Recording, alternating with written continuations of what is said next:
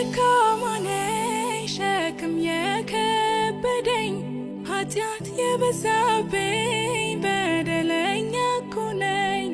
አይደለም ባንተ ፊት የማልመች ለሰው እኔን ለመምረጥ ምክንያቱ ምንድነው?